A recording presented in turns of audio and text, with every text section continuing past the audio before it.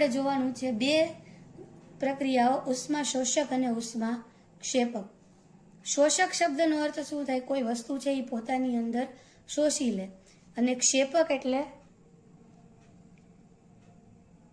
કે વસ્તુ છે એ પોતાની અંદરથી બહાર કાઢે. જે રાસાયણિક પ્રક્રિયા દરમિયાન ઉષ્માનું શોષણ થાય, એટલે કે જે પ્રક્રિયા થવા માટે આપણે બહારથી ઉષ્મા આપવી પડતી હોય, આવી પ્રક્રિયાને આપણે ઉષ્મા શોષક પ્રક્રિયા તરીકે ઓળખીએ. ઉદાહરણ તરીકે આગળના લેક્ચરમાં આપણે જોયું કળી ચૂનો વિઘટનની પ્રક્રિયા છે. આ શેનું ઉદાહરણ છે? વિઘટનની પ્રક્રિયાનું. પણ સાથે સાથે બીજું શેનું ઉદાહરણ છે? તો કે ઉષ્મા શોષક પ્રક્રિયાનું પણ ઉદાહરણ છે. કારણ કે કળી ચૂનાને તોડવા માટે આપણે ઉષ્મા આપી. જો આપણે એને ઉષ્મા ન આપીએ તો આ પ્રક્રિયા છે એ થતી નથી. આવી પ્રક્રિયાને ઉષ્મા શોષક પ્રક્રિયા કહેવામાં આવે છે. ઉષ્મા ક્ષેપક પ્રક્રિયા કોને કહેવાય? તો કે જે રાસાયણિક પ્રક્રિયા દરમિયાન ઉષ્મા ઉત્પન્ન થાય, એટલે કે ઉષ્મા બહાર નીકળે, ત્યારે તેને આપણે ઉષ્મા ક્ષેપક પ્રક્રિયા તરીકે ઓળખીએ. એટલે કે ઉષ્મા છે એ ક્યાં આવે છે? બહાર. ઉદાહરણ તરીકે બે ઉદાહરણ છે. મિથેનનું દહન, CH4O2.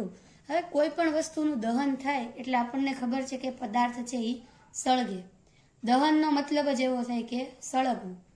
તો સળગે એટલે ઉર્જા ઉત્પન્ન થાય, ઉષ્મા ઉત્પન્ન થાય, અથવા તો ગરમી ઉત્પન્ન થાય.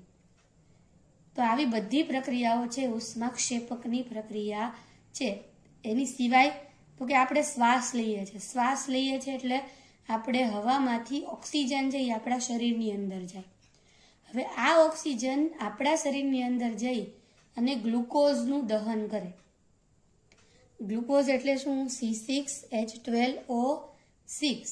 બરાબર, જે પ્રકાશ સંશ્લેષણની ક્રિયા દ્વારા વનસ્પતિની અંદર બને છે અને આપણા શરીરમાં આપણે ખોરાક મારફતે એને ગ્રહણ કરીએ છીએ.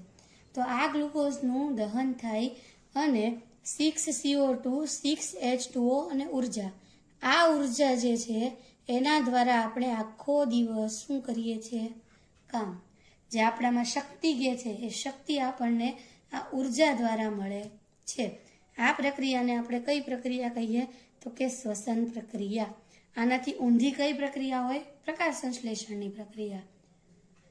તો અહીંયા પણ ઉર્જા મુક્ત થાય છે, બહાર નીકળે છે.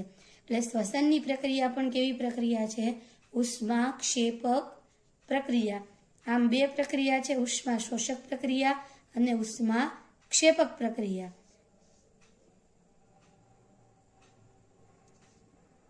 તો અહીંયા સુધી આપણે ઉષ્મા શોષક અને ઉષ્મા ક્ષેપક પ્રક્રિયા જોઈ.